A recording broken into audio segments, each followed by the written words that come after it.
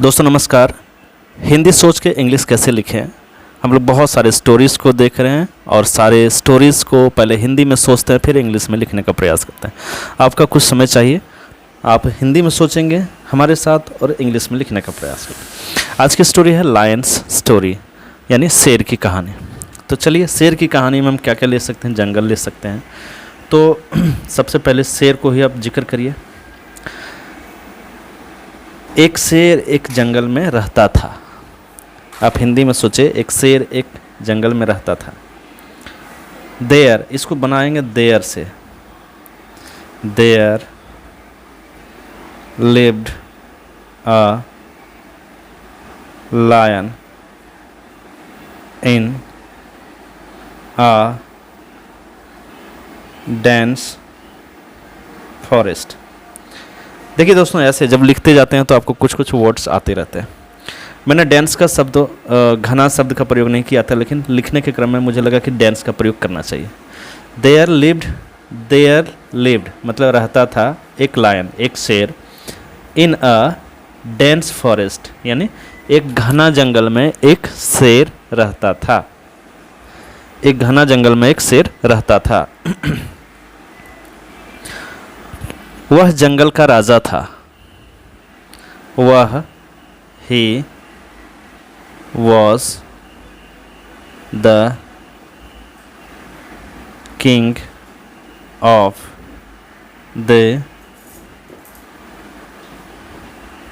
जंगल। He मतलब वह, was था, द किंग मतलब राजा, ऑफ द जंगल मतलब जंगल का। ही was the king of the जंगल, वह जंगल का राजा था।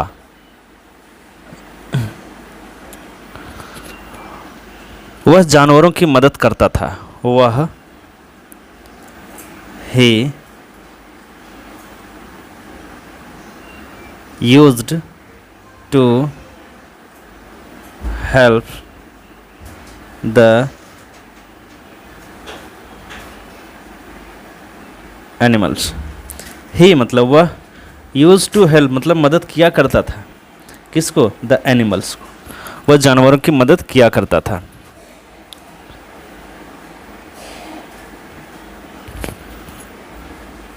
He use to help the animals, वह जानवरों की मदद किया करता था। जानवर बहुत खुश थे।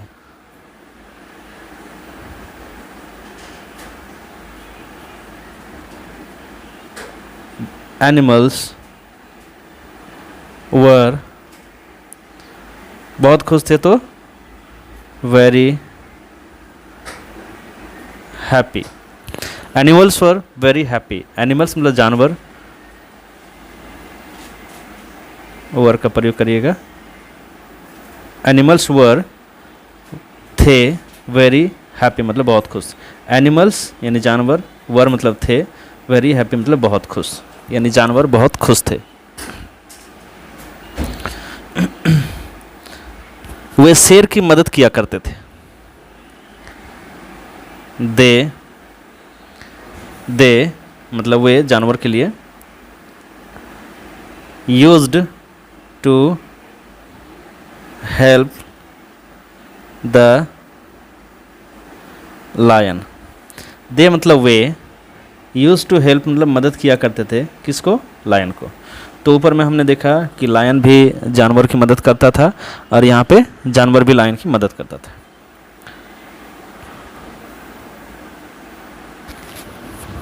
चलिए, they use to help the lion. They use to help the lion. एक मंकी भी जंगल में रहता था। तो यहाँ पर फिर आप देयर का प्रयोग करेंगे। There lived a monkey in the jungle. ठीक है। देयर लिव्ड मतलब रहा करता था, एक monkey, a monkey in the jungle मतलब जंगल में एक मंकी भी रहा करता था। वह चालाक था। ही वॉज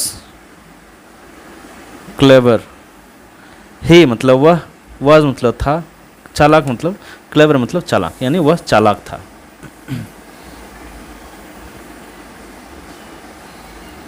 वह मिमिक किया करता था, वह नकलची किया करता था। He used to copy other animals. He मतलब वह, यूज टू कॉपी यानी कॉपी किया करता था, नकलची किया करता था other animals. He use to copy other animals. They were happy यानी वे लोग बहुत खुश थे। दे वर हैप्पी, दे मतलब वे लोग यानी जानवर सब थे, हैप्पी वे बहुत खुश थे।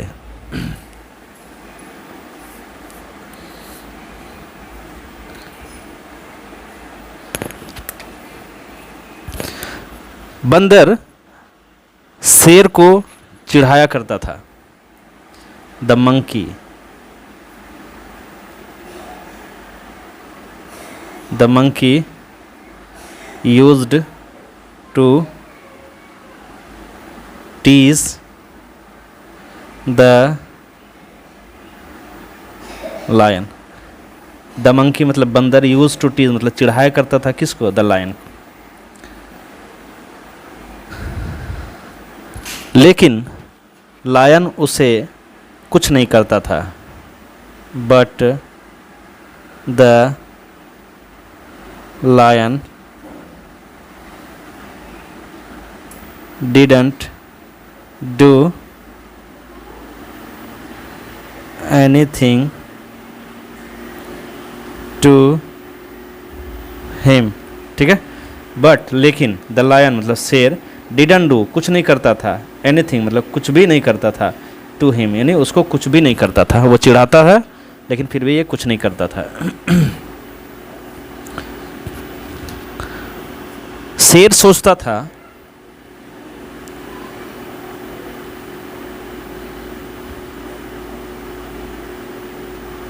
The lion thought, the lion मतलब शेर, थॉट मतलब सोचता था सब कोई इस परिवार का हिस्सा है। एवरीबॉडी कर दीजिए।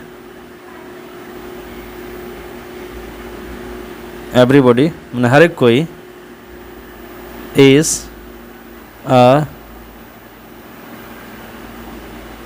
Member of the family. Everyone हर एक कोई, इज मतलब है क्या, अ मेंबर है कोई सदस्य हैं किसका? फैमिली का। यानी शेर सोचता था हर कोई इस फैमिली का सदस्य है।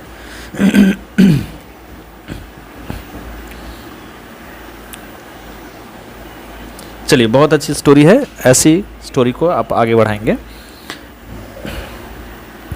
शेर दुश्मनों से लड़ा करता था।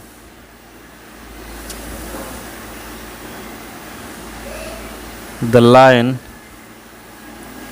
used to fight against the enemy, ठीक है। द लायन मतलब शेर यूज टू फाइट मतलब लड़ा करता था, अगेंस्ट द एनिमी शत्रुओं के खिलाफ। तो ऐसे छोटे छोटे सेंटेंसेस को आप लिखेंगे तो डेफिनेटली आप इंग्लिश में लिखना प्रारंभ कर देंगे, सीखना शुरू कर देंगे और धीरे धीरे आप छोटे छोटे सेंटेंसेस से आप स्टोरी बनाना शुरू कर देंगे। वीडियो कैसी लगी जरूर लाइक, सब्सक्राइब और शेयर करें। Thanks for watching.